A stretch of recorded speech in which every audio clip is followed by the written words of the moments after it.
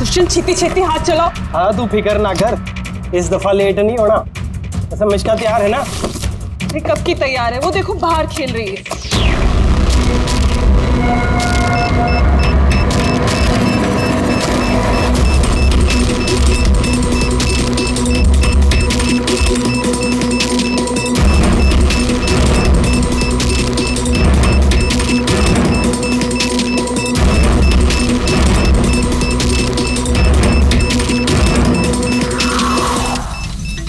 वाकई में इस बार का धमाका ऐसा होगा जिसकी गूंज सदियों तक याद रखी जाएगी। हम सही सलामत निकल तो जाएंगे ना यहाँ से? अरे 100%। वैसे भी हम पे किसी का शक नहीं है, और जब तक हम यहाँ से निकलेंगे तब तक तो इस घर का और यहाँ का नामो निशान मिटा चुके होंगे।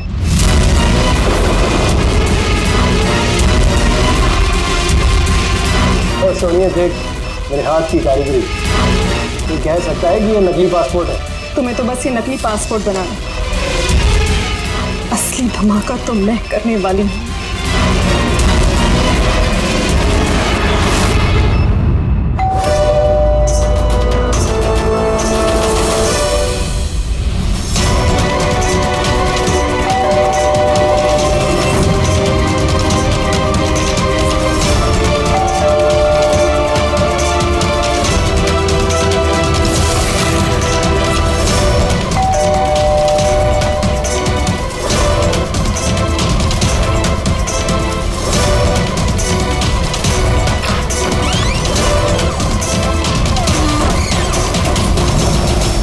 सर ये कुरियर आपके लिए।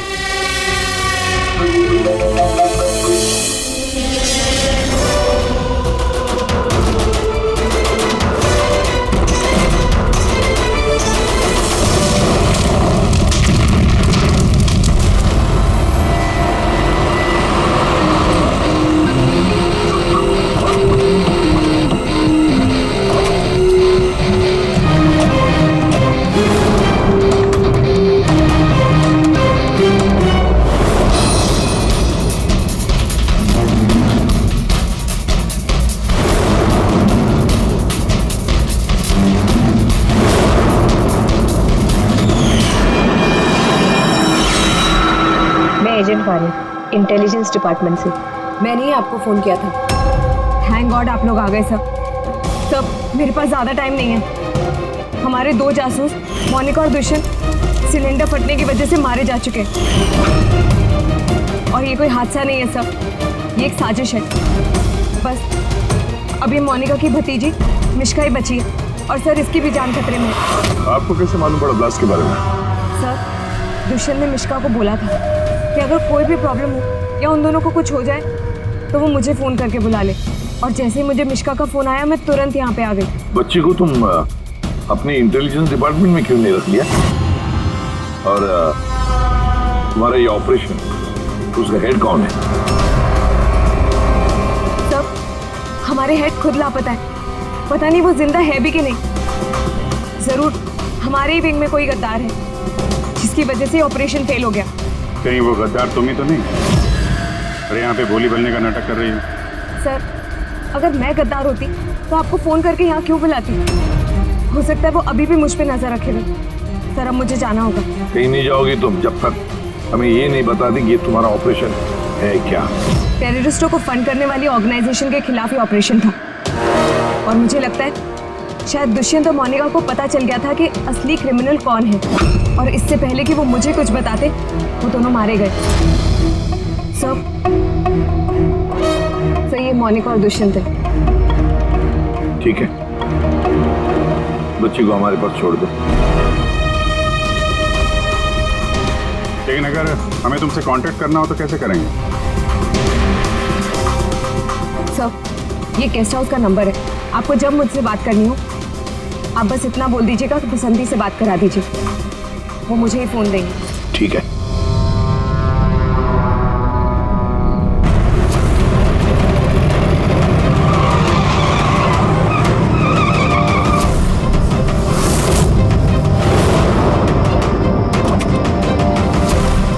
मेरे घर में लाइट? ये कौन घुसा है?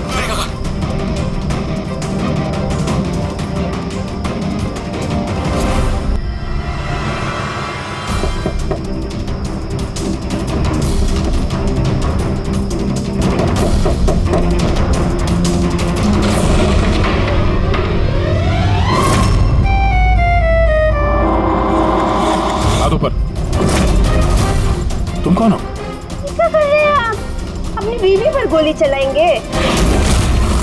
क्या बीवी? मैडम लगता है आप किसी गलत पते पे आ गई है। ये मेरा घर है, आप घर के अंदर कैसे घुसी? हाँ? नाम क्या आपका? रजनी कुमारी, मिसेज रजनी दया कुमारी। 3 महीने पहले आप ही हमसे ब्याह किए थे वंतूर में। अभी भाग गए, वहाँ से रफू चक्कर हो गए। वंतूर में? तो हम झूठ बोलेंगे?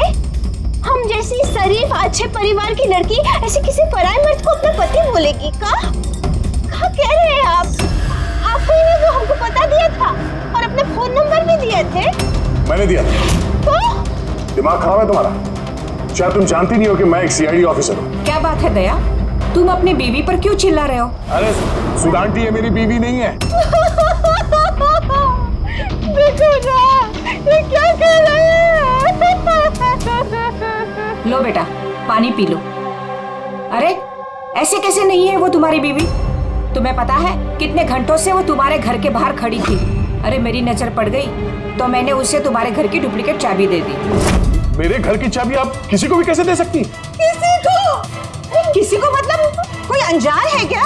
तुम्हारी अपनी बीवी है। और शादी कर ली तो छुपा क्यों रहे हो? वैसे अच्छी चॉइस है तुम्हारी। वैसे मुझे लग नहीं रहा था कि आप इस उम्र में भी शादी करोगे। अरे आंटी मैंने कोई शादी इस उम्र में मतलब क्या? सीआईडी वाले हो, इसका मतलब ये नहीं कि इस बिचारी पर तुम अपना रोब झाड़ो। और चाचा जी, अगर ये मुझे गुस्से में डांट देते तो मैं सह लेती, पर ये तो कह रहे हैं कि मैं इनकी पत्नी नहीं।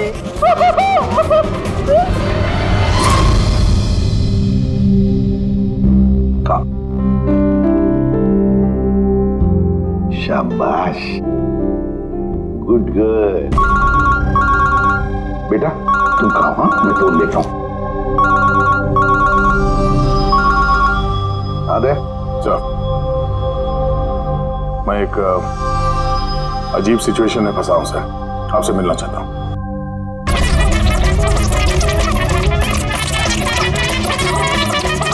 ये मंगलसूत्र की कसम खा के कहते हैं हम आपके अर्धांगी नहीं है, कोनो अपराधी नहीं। आप हमें यहाँ क्यों लेके आए हैं? धर्मपत्नी, बीवी, घरवाली, अर्धांगिनी, बस यार ये शब्द सुन सुन के मेरे कान पक गए। अच्छा, अगर इतनी ही तकलीफ थी आपको इन शब्दों से, तो हमसे शादी काहे की? बताइए सर, हम तो इनसे शादी करना भी नहीं चाहते थे। यही हमारे पास आए थे, बच्चे की तरह रोते बिलखते कि रजनी हमसे शादी कर लीजिए, हम आपको बहुत प्यार करते हैं, तुम्हारे बगैर हम रह नहीं पाएंगे, मर जाएंगे, हमसे शादी कर लो। हम आए थे तुम्हारे पास रोते हुए कि हमसे शादी कर लो। हाँ, इतने बुरे दिन नहीं है मेरे भी। एक मिनट, एक मिनट। रजनी नाम है तुम्हारा, है ना? तुम्हारे पास सबूत है? कोई सबूत शादी का दया के साथ?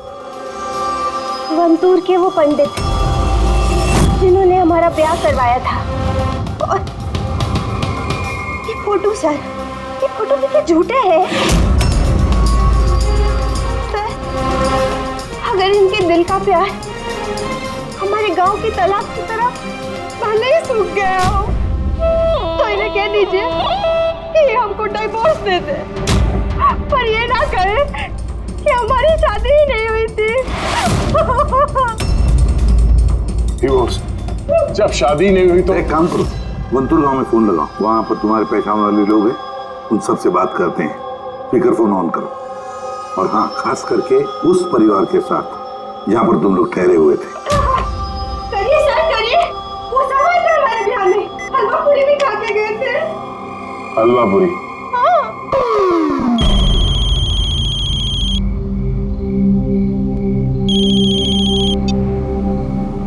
हेलो कमला ताई, अब मैं दया बोल रहा हूँ मुंबई से, पहचाना? दया? क्या बेटा, पहचानूंगी कैसे नहीं? और आज मेरी याद कैसे आई? रजनी ठीक से घर पहुंची कि नहीं?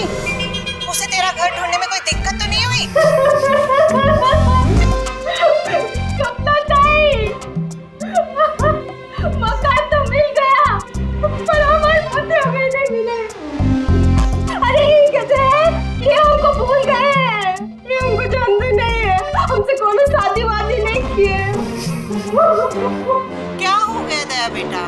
रजनी से कोई गलती तो नहीं हो गई? शिरडे बोल रहे हैं दया। बंद करो।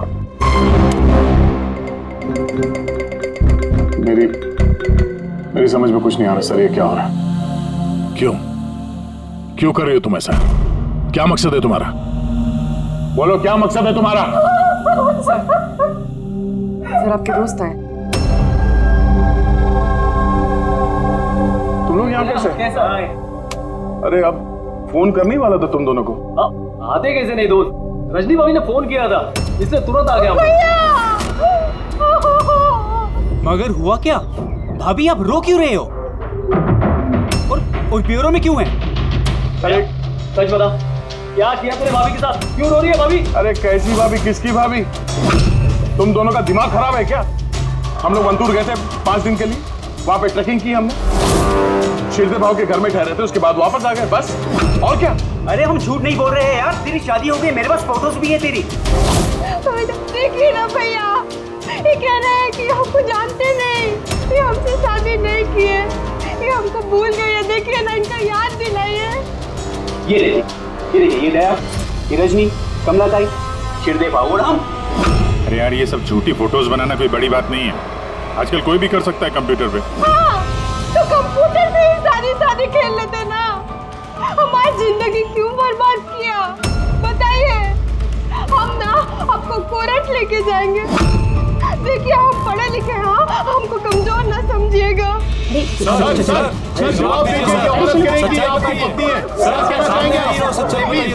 सर जवाब दीजिए, क्या ये बात सच है कि सीनियर इंस्पेक्टर दया अपनी वाइफ के ऊपर अत्याचार कर रहा है? आप लोग बिना सच जाने कुछ भी बोली जा रहे हैं मेरे बारे में। आप लोगों को क्या लगता है, आप लोग सीआईडी में हैं तो क्या अपनी ताकत का गलत फायदा उठाएंगे? देखिए, हम सीआईडी वाले ना किसी पर अन्याय करते हैं, ना मासूम पर अन्याय होने देते हैं, समझे? ये मीडिया वाले कहाँ से आ गए यार? पता नहीं यार, लगता है पड़ोसी ने फोन किया होगा। नमस्ते। नमस्ते। मैं सामंत, समाज सेवक। मेरे होते हुए इस देश की नारी को कभी भी कुछ भी नहीं हो सकता। सर, मैं हूँ दामिनी, महिलाओं के हक की लड़ाई के लिए मैं एक एनजीओ चलाती हूँ। इस बच्चे को हम उसका हक जरूर दिलवाएंगे सर। Yes sir.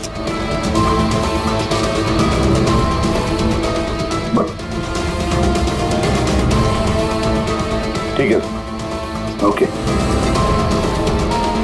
सर रुकिए सर, जवाब देके जाइए। सर, रजनी जी, क्या दया ने आपके ऊपर हाथ भी उठाया? बताइए, क्या आपसे दहेज की मांग की गई? ये बस एक विनती है, हमको हमारा पति दिला दीजिए, हमको हमारा दया दिला दीजिए। यह मामला आगे बढ़ चुका है, तुम्हें इस रजनी को अपने घर में अपने साथ रखना होगा। नहीं सुनो, हेड ऑफिस की नोटिस है कि सिर्फ रजनी नहीं, उसके साथ ये जो लेडी सोशल वर्कर है ना, दामिनी मैडम, वो भी तुम्हारे साथ रहेगी, ये देखने के लिए कि दया रजनी के साथ कोई बदसलूकी नहीं कर रहा है। सर, मुझे अपने ही घर में इन नमूनों के साथ रहना पड़ेगा दया। जब तक इस रजनी की असलियत पता नहीं चलती, तुम्हें रहना पड़ेगा। अब तो सर ये सब एक पूरे सपने जैसे लगने लगा है। ऐसा लगता है कि आस पड़ोस के देशों से भी लोग यहाँ पे आएंगे ये साबित करने के लिए कि ये रजनी मेरी बीवी है। दया, ये जसवंत और मोनिका का खून और फिर ये रजनी तुम्हारी बीवी बनकर तुम्हारे घर में जो जबरदस्ती घुसी है, गड़बड़ है दया, ये बहुत बड़ी गड़बड़ है, ये कोई संजोग हो ही नहीं सकता। और ये कोई बेचारी नहीं है सर, मैंने उसके ऊपर गन तानी थी, उसके चेहरे पे जरा सा भी शिकन या डर नहीं था। सर, ये रजनी भी जरूर कोई मंजे हुई मुजरिम है। जरा वंटू जाके पता तो लगा ये सारा चक्कर है क्या। और जब भी तुम घर में रहोगे, इस रजनी और दामिनी दोनों के साथ जरा अच्छा बर्ताव करना, तो ये दोनों मिलकर कोई मुसीबत ना खड़ी करते। हाँ सर, अब उसका खेल उसी के साथ खेलूंगा। पूर्वी, जहाँ पर दुष्यंत और मोनिका का खून हुआ, वहां जाकर देखो जरा अच्छी तरह से। देखो, कोई ना कोई सबूत तो मिलेगा ही मिलेगा। सर, ये एजेंट वानी भी मुझे ठीक नहीं लगती, मुझे तो इस पे भी शक है। कहीं हम इस पे भरोसा करके बहुत बड़ी गलती तो नहीं कर रहे? गेस्ट हाउस में फोन करो, देखते हैं हेलो, बसंती है? हेलो, मैं बसंती बोल रही हूँ। मैं जानती थी आप सीआईडी वाले मुझे शक के दायरे से इतनी जल्दी बाहर नहीं करेंगे। बस हालचाल पूछने के लिए फोन किया। वैसे मौसम का हाल खराब है बाहर, इसलिए बसंती अभी यही है और जब जाएगी तब बता कर जाएगी। सर गेस्ट हाउस में ही है। ठीक है सर, मैं चलता हूँ। देखता हूँ ये रजनी कौन सी नई चाल चलने की तैयारी में है। अपडेट देते रहना। चलो।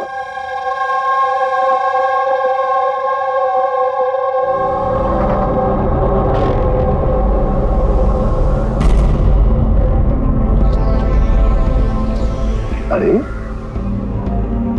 निष्ठा बेटा, तुम सोई नहीं हो अब तक? भूख लगी है? नहीं कुछ नहीं अंकल। नहीं नहीं नहीं, ऐसे ही कैसे? कुछ तो है ना? बताओ। अंकल वो मम्मी ने कहा है कि अगर मुझे उनकी तरह अच्छी जासूस बनना है तो फिर मुझे हमेशा होशियार रहना चाहिए, सोते हुए भी आँख खुली होनी चाहिए। अरे वाह, ऐसे काम मम्मी ने? तो फिर चलो, तुम्हें एक सवाल पूछता हूँ, सही सही जवाब देना। याद करो, जब तुमने वाणी आंटी को फोन किया था तो उससे पहले क्या हुआ था?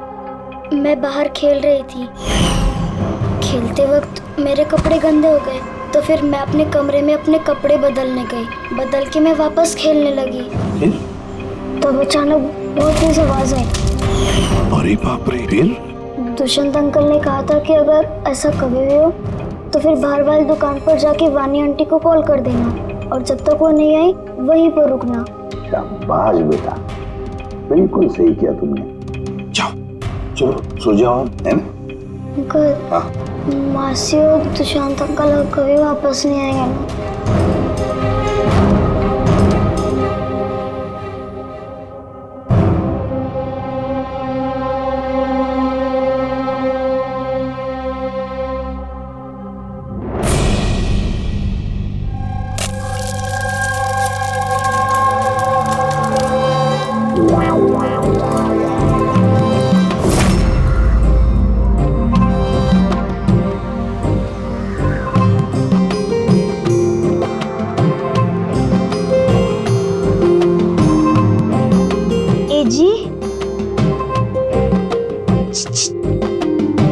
पति परमेश्वर,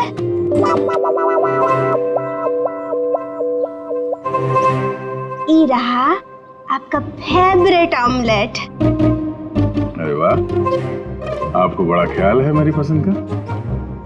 जी, आप कहे तो अपने हाथों से खिला दे का? नहीं नहीं, उसकी जरूरत नहीं है, मैं खुद ही अपने हाथ से खा लूंगा। अच्छा, तो हमें भी खिला दीजिए ना। बिल्कुल।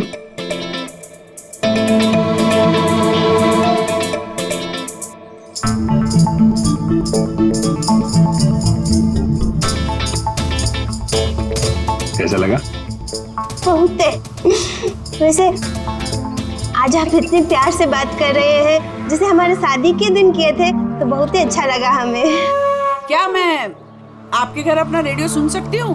थोड़ा पुराना है, खटखट करता है, लेकिन मुझे बहुत पसंद है। हाँ, खटखट करता है आपकी तरह है? क्या कहा? नहीं, आप रेडियो सुन सकती है बिंदास।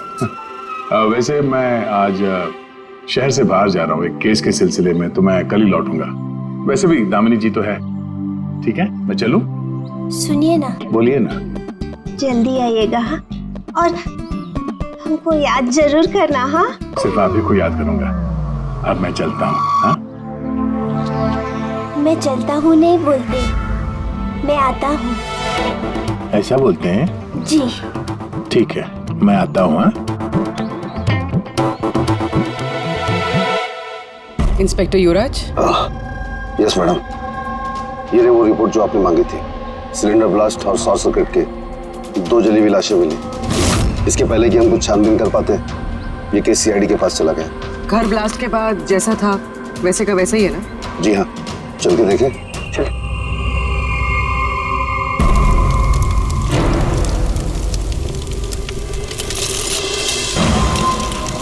एजेंट वानी को कोई खास इंफॉर्मेशन देना चाहते थे मोनिका और दुष्यंत। अगर इससे पहले वो दे पाते उनकी मौत हो गई। शायद उस इंफॉर्मेशन से जुड़ा कोई सुराग मिल जाए यहाँ पर। देखते हैं।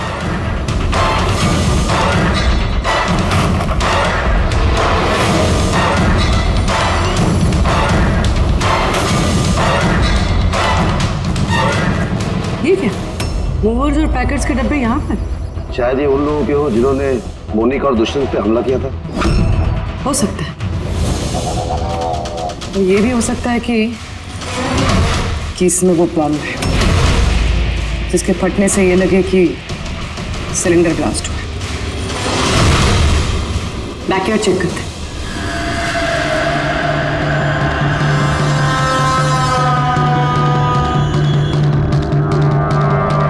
यहाँ तो कुछ खास नहीं दिख रहा है। एक मिनट।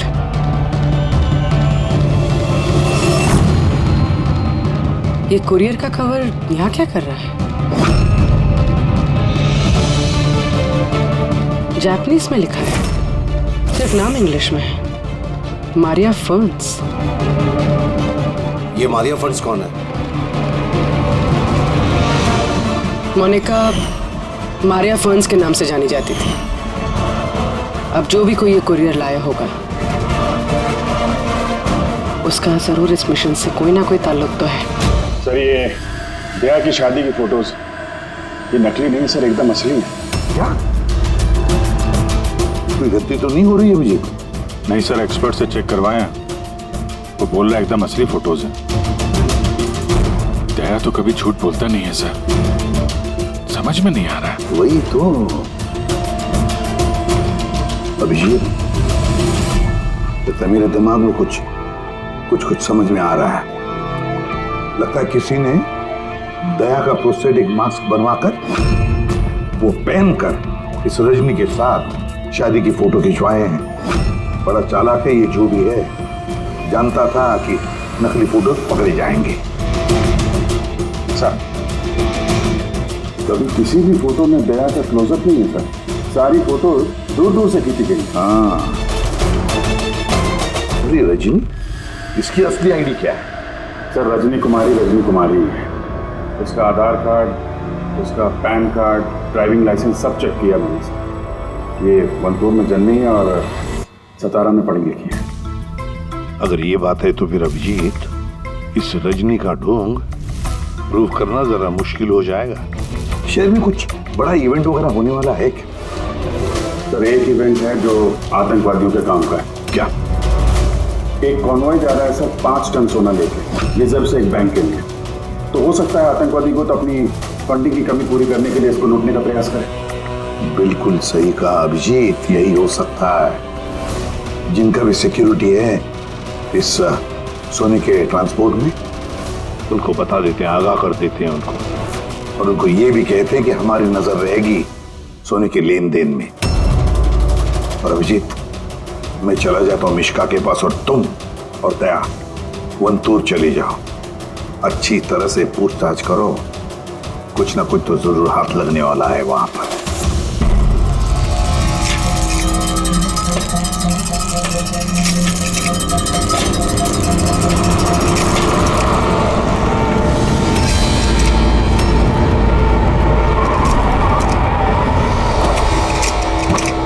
ये है तुम्हारी ससुराल। तुम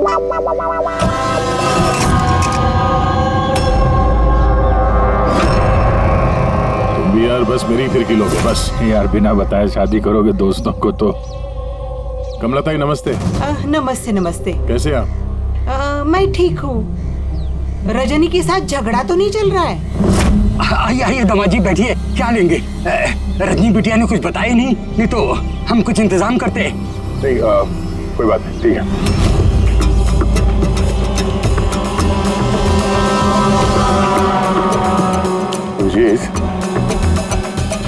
गांव में एकदम सन्नाटा है, बच्चे कहीं दिखाई नहीं दे रहे हैं। पिछली बार तो बहुत चहल पहल थी यहाँ पे।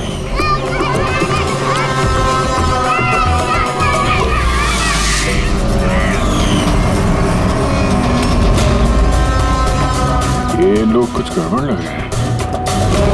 ये तो वही रिपोर्टर है ना जो ब्यूरो में आया था।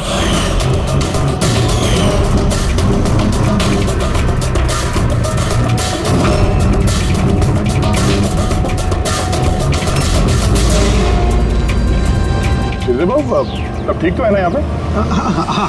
सब ठीक ही तो है। नहीं मतलब हम लोग ऐसे ही हाल चाल जानने आए थे तो। बैठिएगा नहीं? नहीं हम लोग चलते हैं, है ना? जी बार आइए। हाँ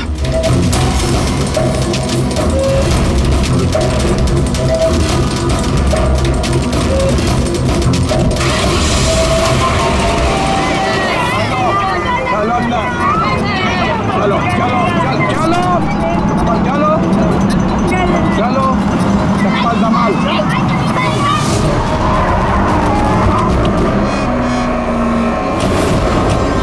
सुनो, एक काम करो, बच्चों को वापस छोड़ के आओ गाँव। सीआईडी जा चुकी है। क्या नहीं है, अभी तो आए हैं। बहुत बड़ी गलती की है।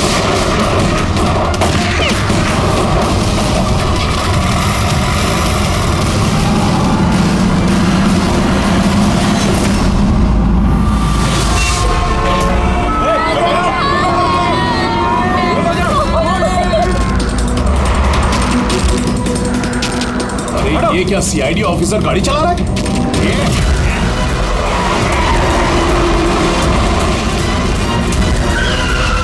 अरे एक और सीआईडी ऑफिसर हमारा पीछा कर रहा है, इसको गाड़ी रोकने मत देना।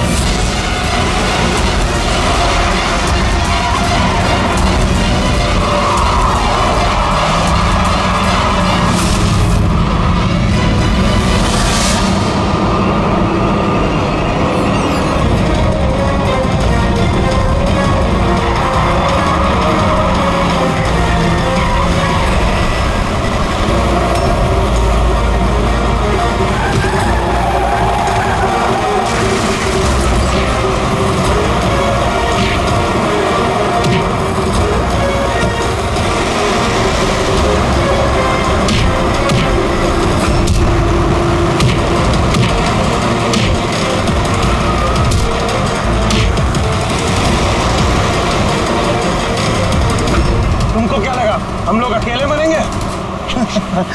तुम सबको साथ लेके मरेंगे। बस रोको, जल्दी!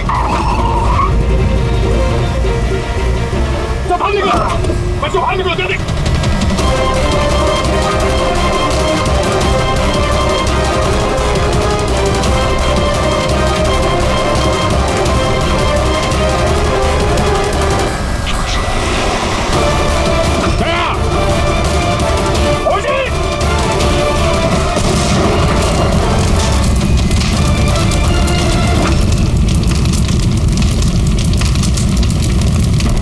सर यही कुरियर का पैकेट मिला उस क्राइम सीन से। इसमें नाम और एड्रेस इंग्लिश में, तो ये जापानीज में कुछ लिखा है। क्या हो सकता है?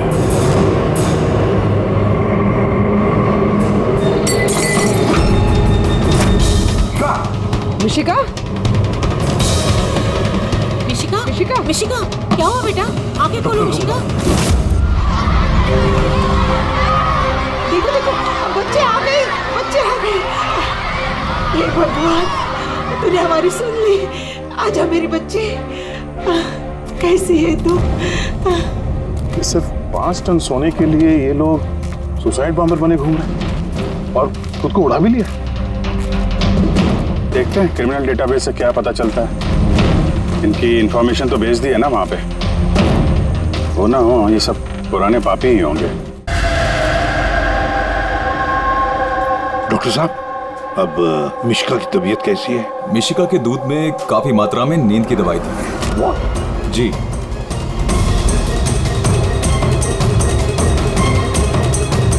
सुना आपने डॉक्टर साहब ने क्या कहा? मिशिका की दूध में नींद की दवाई थी। नींद की दवाई कैसे गई दूध में? किसने मिलाई नींद की दवाई? यही काम करने के लिए रखा है तुम्हें? सर मैं इस बारे में कुछ नहीं जानती, मैंने ऐसा कुछ नहीं किया।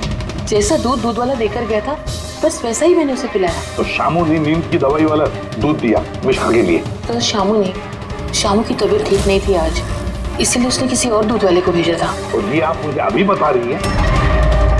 समझ में नहीं आ रहा।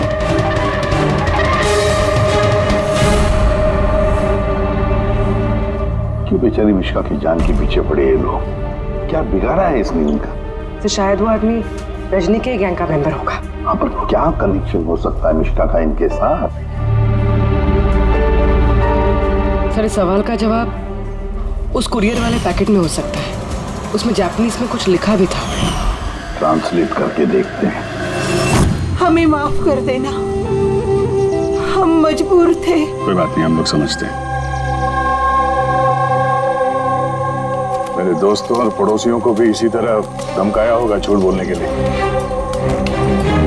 कुछ तो प्लानिंग होगी। इतना सब कुछ हुआ है तो मकसद भी खास ही होगा। ये इनकी रिपोर्ट आ गई है। ये जो सुसाइड बॉम्बर था, पूरन नाम था, कंडुलाजम आतंकवादी गिरोह के मेंबर हैं ये सब। कुबेर साशा, माजी और ये कोटियाल, 3 लोगों को फांसी की सजा हुई है दिनवारा में ये ब्लास्ट करने के अपराध में। अगले आतंकवादी हमले के लिए ये लोग सोना लूटना चाहते होंगे। मगर ये रजनी के बारे में क्या सोचा? रजनी, उस पर नजर रखने के लिए मैंने पूरे घर में स्पाई कैम लगाए। अलर्ट आया, रजनी किसी से कांटेक्ट कर रही है। डायना बोल रही है। पूरा प्लान तैयार हो चुका है। सोना उसी वैन में मुराली रोड से दोपहर 1 और 2 के बीच में जाएगा। वैन उसी वक्त लूटनी है। और घबराओ मत, सीआईडी को कुछ पता नहीं चलेगा। वो तो यही साबित करने में लगे हैं कि मैं दया की बीवी नहीं, और उनकी एक हरकत की मुझे खबर है। उनके सीआईडी ब्यूरो में मैंने छोटा सा बग लगा दिया था। सर, इसमें तो लिखा है कि इस कुरियर में एक लाल रंग की फ्रॉक भेजी गई, नेट वाली। सर, अब इसका क्या कनेक्शन हो सकता है इस केस से? लाल फ्रॉक? पूर्वी, जब वानी मिश्का को हमारे पास लेकर आई थी तब मिश्का ने वैसी फ्रॉक पहनी थी, एक लाल रंग की फ्रॉक, नेट वाली। कोई ना कोई कनेक्शन जरूर है, कोई ना कोई कनेक्शन जरूर है।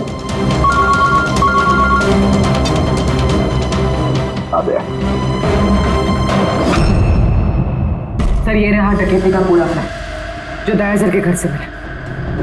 सर, अच्छा हुआ हमने उस रजनी को पहले नहीं पकड़ा, वरना वो आतंकवादी गैंग ये काम किसी और को सौंप देता। तो जब घर पहुंचे तो उसने वो ham radio, interceptor, spy cam सब तोड़ दिया था। और सर, दामिनी जी भी नहीं थी घर पे। कहीं उनके साथ कुछ कर तो नहीं थी रजनी ने? ये पहले से लग रहा था सर, ये कोई मामूली अपराधी नहीं है, हाई लेवल क्रिमिनल है। जानबूझ के हम लोग का ध्यान भटका रहे थे ये लोग, ताकि हम लोग इधर उधर रहें और ये 5 टन सोने पे अपना हाथ साफ कर लें। नहीं अभिजीत, कुछ तो सवाल है इस केस में जो सुलझे नहीं है अभी तक। रजनी वो जानती थी कि वहां पर स्पाई कैमरास हैं और हम देख सकते हैं कि वो क्या कर रही है, क्या बोल रही है, सब कुछ। फिर भी उसने सारा प्लान क्लियरली बता दिया। तो शायद वो ओवर कॉन्फिडेंट चुनौती दे रही है। रोक सके तो रोक लो। नहीं रहे, अगर वो इतनी चालाक क्रिमिनल है तो जोश में नहीं, होश से काम लेगी, अपने मिशन को रिस्क में नहीं डालेगी वो। हाँ सर, उसके सोना लूटने का प्लान इसलिए पता चला क्योंकि उसने चाहा ये प्लान हमें पता चले। मगर क्यों? वही तो। तुम एक काम करो, मेरे घर जाकर मिश्का का वो लाल रंग का फ्रॉक लेकर आओ। ये फ्रॉक वैसे मोनिका के नाम से जापान से आया था। इसका भी सोने के डकैती से कुछ कनेक्शन तो नहीं लगता, लेकिन कुछ तो खास बात है इस फ्रॉक में, कुछ तो खास बात है। ये तो यकीन होता जा रहा है कि ये मामला सिर्फ सोने की डकैती का नहीं है, उससे कुछ बढ़कर है। दुष्यंत और मोनिका जैसे टॉप के जासूस ये डकैती के लिए अपनी जान नहीं गंवाते सर। सर, इस फ्रॉक में कहीं पे कुछ भी लिखा हुआ तो नहीं है? कहीं ये फ्रॉक रेड हेयरिंग तो नहीं है सर, हमें हमारे लक्ष्य से भटकाने के लिए? मेड इन इंडिया, यहाँ भी है एक लेबल, मेड इन इंडिया। एक मिनट। तो है लिखा हुआ इसके अंदर।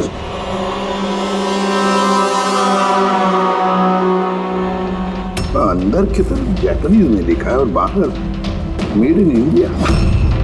क्या हो सकता है ये जापानीज में? इसे ट्रांसलेट करके देखते हैं। पूर्वी सर, देखो जरा, देखो जापानीज में क्या लिखा है, ट्रांसलेट करके बताओ हिंदी में। सर इसका translation. Oh my God.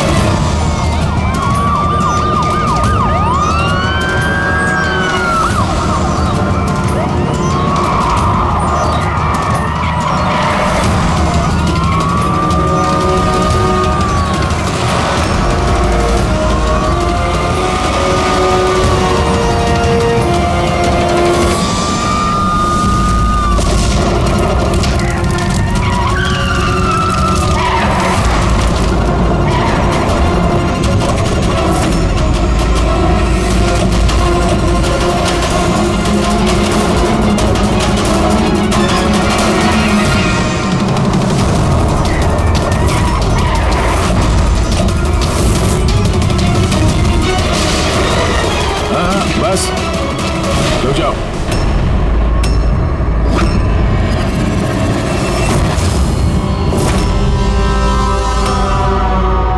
Monika तुम? हाँ, एजेंट मोनिका। आतंकवादियों के साथ मिलकर देश के साथ गद्दारी करती थी। क्या करूं एसीपी साहब, पर देखिए ना, कितनी शर्म की बात है, मेरे गोल्ड चुराने वाले प्लान में आप लोग नहीं फंस सके। डायना, मुझे तुमसे इतने खराब काम की उम्मीद नहीं थी। तो क्या दुष्यंत भी? कौन? वो मेरा नकली पति? नहीं नहीं, वो असल में मर चुका है। लास्ट से कुछ मिनट पहले ही मुझे एक कॉल आया और मैं घर से बाहर भाग गई। सबूत वगैरह मिटाने में हम लोगों को बहुत महारत हासिल है। टॉप की एजेंट हूँ। टॉप की एजेंट? गलतफहमी है तुम्हारी। मुजरिम चाहे एक आम आदमी हो या फिर टॉप की भी एजेंट हो, हमसे कभी नहीं छुप सकता, ना कभी छूट सकता है। मिश्का के लाल कलर के फ्रॉक से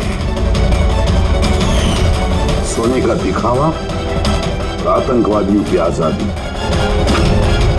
मतलब ये डकैती का प्लान ये सिर्फ दिखावा था?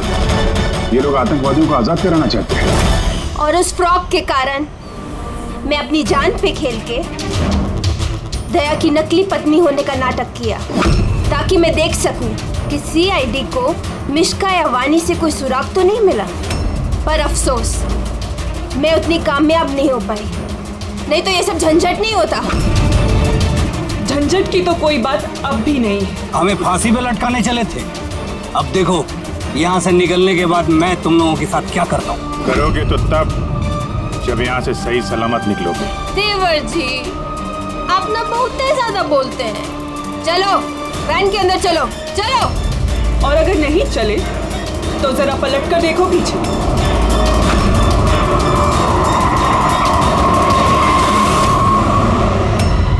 वानी, दामिनी और मिश्का, इन तीनों को बम से उड़ाने में हमें 3 सेकंड भी नहीं लगेंगे। समझ गए ना? वैन में बैठ जाओ सब लोग, चलो चल दे। अभिजीत, पूर्वी, दे।